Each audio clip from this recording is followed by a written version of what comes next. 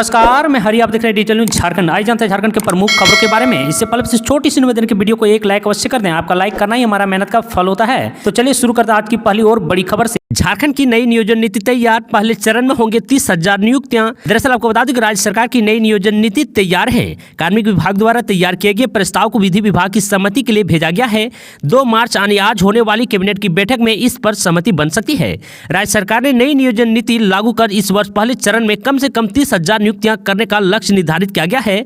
बता दूं, राज्य सरकार की नई नियोजन नीति का प्रस्ताव वर्ष 2016 के पूर्व लागू नियोजन नीति के आधार पर तैयार किया जा रहा है। यह नीति सरकार ने सीएम को मिले युवाओं के फीडबैक के आधार पर तैयार कराया है। इसके लिए राज्य सरकार ने भारत सरकार की mini Ratna company Broadcasting Engineering Consultant India Limited को राय लेने का जिम्मा सौंपा था। सुझाव के लिए कुल 7,33,921 लोगों तक पहुंचाई गई थी। इसमें 73% झारखंड के युवाओं ने 2016 से पहले नियोजन नीति के आधार पर नियुक्ति प्रक्रिया शुरू करने पर सहमति जताई।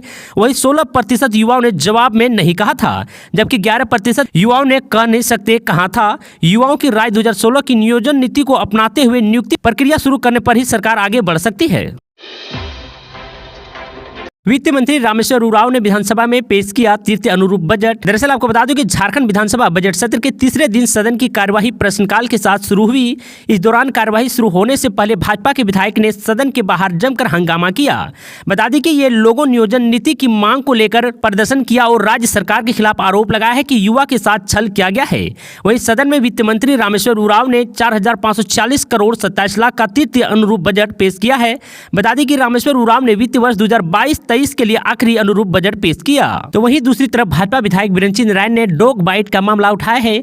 उन्होंने कहा कि कई जिलों में आवारा कुत्तों का आतंक है, लेकिन इसके लिए कोई व्यवस्था नहीं की गई है। बिरेंची नारायण ने बताया कि हाल ही में एक बच्ची को काट लिया था। वहीं एंटी रेबीज की बात करें तो रांची में उपलब्ध होगा, लेकिन बोकारो सहित कई अन्य जिलों में उपलब्ध नहीं है। ऐसे में इस ओर ध्यान देने की जरूरत है। खबरों में आगे बढ़ने से पहले आपसे छोटी सी निवेदन की अगर आप चैनल में नए हैं तो चैनल को सब्सक्राइब अवश्य कर लें, ताकि झारखंड की हर खबर आप तक पहुंचा सकें। तो फिर रामगढ़ से एक बड़ी खबर आ रही है कि आज सुबह 8 बजे से काउंटिंग शुरू, 10 राउंड में होगी गिनती, सभी तैयारियां पूरी कर ली गई है। आपको बता दूं कि रामगढ़ उपचुनाव की काउंटिंग को लेकर सभी तैयारियां पूरी हो गई है। 2 मार्च यानी आज सुबह 8 बजे से काउंटिंग शुरू होगी। इसके लिए सभी तैयारियां पूरी कर ली गई है। रामगढ़ कॉलेज में मतगणना स्थल में 3 कक्षों में 40 टेबलों पर काउंटिंग होगी। 405 बूथों की मतगणना 10 राउंड में की जाएगी। बता दूं कि मतगणना के सफल संचालक को लेकर बुधवार को डीसी माधवी मिश्रा और एसपी पीयूष पांडे ने रामगढ़ कॉलेज का निरीक्षण कर अधिकारियों को दिशा निर्देश दिया है। इस दौरान डीसी एसपी ने मतगणना स्थल में प्रतिनियुक्त सभी दंड अधिकारी, पुलिस अधिकारी, कर्मियों को संयुक्त से सुरक्षित संबंधित कई जानकारियां दी। इस दौरान बताया गया है कि बिना अवैध पहचान के मतगणना स्थल में किसी को प्रवेश करने ना दें। वहीं भीड़ भाड़ को लेकर सभी दंड अधिकारी एवं अधिकारियों को ट्रैफिक व्यवस्था सुदृढ़ रखने को निर्देश दिया है। आपको बता दूं कि इस दौरान डीसी एसपी ने सभी प्रखंड के बीडीओ, सीओ, थाना प्रभारी को भी अपने क्षेत्रों में जगह रहकर हर गतिविधि पर नजर रखने को कहा गया है। झारखंड बजट सेशन दूसरे चरण में सरकार उपलब्ध कराएगी 600 साइकिल। दरअसल आपको बता दूं कि झारखंड विधानसभा में बुधवार को बजट सत्र का तीसरा दिन है। इस दौरान सदन की कार्यवाही प्रश्नकाल के साथ शुरू हुई। सत्र के दौरान बताया गया है कि रांची में साइकिल के लिए द्वितीय चरण में भी 60 स्टैंड और 600 साइकिल उपलब्ध कराया जाएगा। बता दूं यह रांची में पब्लिक साइकिल शेयरिंग सिस्टम के तहत शुरू होगी। पहले चरण में सरकार ने 60 स्टैंड और 600 साइकिल उपलब्ध कराया था। इसी तरह रांची में 120 स्टैंड और 1200 साइकिल उपलब्ध होगा। सरकार की तरफ से यह जवाब मंत्री सत्यानंद भोक्ता ने विधायक नवीन जायसवाल के प्रश्न पर दिया। कांग्रेस विधायक अंबा प्रसाद ने सदन में उठाया अवैध खनन का मामला, मंत्री ने दिया ये आश्वासन। दरअसल आपको बता दूं कि एनटीपीसी पकड़ी बरवाडीह कोल खनन परियोजना में 37.20 हेक्टेयर करीब 100 एकड़ भूमि पर अवैध खनन मामला को लेकर विधायक अंबा प्रसाद ने विधानसभा में फिर से मामला उठाया है। आपको बता दें कि शीतकालीन सत्र के दौरान विधायक ने इस मामले को जोरदार तरीके से सदन में उठाया था। विधानसभा के बजट सत्र के दौरान विधायक अंबा प्रसाद ने वन, पर्यावरण एवं जलवायु परिवर्तन विभाग के मंत्री से कहा कि 100 एकड़ वन भूमि में अवैध खनन की पुष्टि हुई तथा एनटीपीसी पर जुर्माना लगाने की अनुशंसा भी की गई है, लेकिन अवैध खनन के लिए ना तो किसी एनटीपीसी के पदाधिकारी जिम्मेदारी तय की गई और ना ही उनके खिलाफ किसी तरह की कार्रवाई की गई। आपको बता दूं अनुशंसा की गई है। एनटीपीसी की पकड़ी बरवाडीह कोल खनन परियोजना में फॉरेस्ट क्लियरेंस की शर्तों का उल्लंघन कर जीवन रेखा, 2 मुहानी, नाला, नदी को बर्बाद कर दिया गया है और इस संबंध में एनटीपीसी, वन विभाग व जिला प्रशासन ने अवैध खनन में जुर्माना के अलावा आरोपियों पर अन्य कार्रवाई नहीं की। तो वहीं दूसरी तरफ विभागीय मंत्री द्वारा प्राप्त आश्वासन के बाद सरकार से अंबा प्रसाद ने दोषी अधिकारियों और कर्मियों पर वन एवं वन भूमि को बचाने हेतु कदम उठाने तथा खान एवं खनिज अधिनियम, वन अधिनियम, वन्य प्राणी अधिनियम एवं वन संरक्षण अधिनियम की अनदेखी कर अवैध रूप से खनिज निकालने पर एनटीपीसी के दोषी अधिकारियों पर आईपीसी की धारा में फॉरेस्ट केस और एफआईआर दर्ज कर दंडात्मक कार्रवाई करने एवं जंगल और खनिज की क्षति पर युवाओं को नौकरी दो नहीं तो गद्दी छोड़ दो, इस नारे के साथ बीजेपी विधायकों ने किया हंगामा। दरअसल आपको बता दूं कि झारखंड विधानसभा में नियोजन नीति का मुद्दा गरमाया हुआ है। बजट सत्र के तीसरे दिन भी बीजेपी विधायक विधि सम्मत नियोजन नीति की मांग को लेकर विधानसभा भवन के मुख्य द्वार पर धरने पर बैठ गए। बीजेपी विधायक अनंत ओझा, नीरज यादव, अपर्णा सेनगुप्ता और विरंची नारायण सहित कई अन्य विधायक नियोजन नीति की मांग वाली तख्तियां लेकर नारेबाजी कर रहे थे।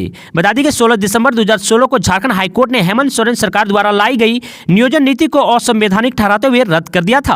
आपको बता दें कि मुख्यमंत्री ने अपने स्तर से नियोजन नीति को लेकर युवाओं के बीच सर्वेक्षण कराया था। रिपोर्ट के मुताबिक राज्य के 73% से ज्यादा युवा 2016 से पहले वाली नियोजन नीति चाहते हैं। तो वहीं 2016 में तत्कालीन रघुवर दास सरकार नियोजन नीति लाई थी, जिसमें झारखंड के सभी 24 जिलों में अनुसूचित और गैर अनुसूचित जिलों में बांटा गया था। उसी आधार पर आरक्षण तय किया गया था। नियोजन नीति को लेकर झारखंड की सियासतें बीते दिसंबर माह से ही काफी हलचल में है। बीजेपी ने हेमंत सोरेन सरकार पर बेरोजगार युवाओं के साथ छल करने का आरोप लगाया है। तो वहीं गौरतलब है कि झारखंड में हाईकोर्ट द्वारा नियोजन नीति रद्द किए जाने से प्रदेश के अलग अलग विभागों में 13,000 से ज्यादा नियुक्तियां रद्द हो गई है। इसे लेकर युवाओं में आक्रोश है। बता दूं, पिछले वर्ष शीतकालीन सत्र के दौरान हजारों की संख्या में बेरोजगार युवाओं ने विधानसभा तक रैली निकाली थी। तब मुख्यमंत्री ने कहा था कि युवा जैसा चाहेगी वैसे ही नियोजन नीति बनाई जाएगी। पलामू में 2.5 लाख रुपए की अवैध शराब बरामद, तो वहीं 3 आरोपी को गिरफ्तार भी किया गया है। बता दो, होली से पहले पलामू में शराब माफिया के खिलाफ उत्पाद विभाग की बड़ी कार्रवाई हुई। तो वहीं गुप्त सूचना के आधार पर परवा थाना क्षेत्र के मुरमा गांव से भारी मात्रा में अवैध शराब बरामद किया गया है। सस्ते शराब को महंगी बोतल में रिफिलिंग की जा रही थी। घटनास्थल से 3 कारोबारियों को गिरफ्तार किया गया है। इस बात की जानकारी उत्पाद अध्यक्ष बिमला लाकड़ा ने पत्रकारों को दिया।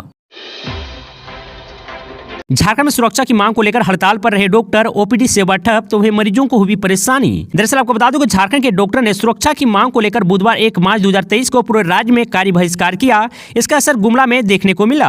आपको बता दूं, डॉक्टर एवं चिकित्सक कर्मियों ने कार्य बहिष्कार कर अस्पताल गेट के समीप धरना प्रदर्शन किए। डॉक्टर के कार्य बहिष्कार के कारण ओपीडी सेवा ठप रहा। बता दूं, जिससे मरीजों को काफी परेशानी हुई। सदर अस्पताल गुमला का पूजा वितरण केंद्र, लैब, एक्सरे, एड्स जांच केंद्र, प्रमाण पत्र केंद्र पूरी तरह से बंद रहा। तो वहीं दूर दराज से आए मरीज बिना इलाज कराए घर वापस लौट गए। सदर अस्पताल गुमला में सिर्फ इमरजेंसी सेवा चालू रही। बता दूं, जिसमें एक्सीडेंट, प्रवास आदि सुविधाएं शामिल थी। विरोध प्रदर्शन सुबह 10 बजे से दोपहर 3 बजे तक रहा। तो वहीं इस संबंध में आईएमएस गुमला के अध्यक्ष डॉक्टर राजेंद्र नारायण यादव ने कहा कि राज्य में हमेशा चिकित्सक के साथ दुर्व्यवहार होता है।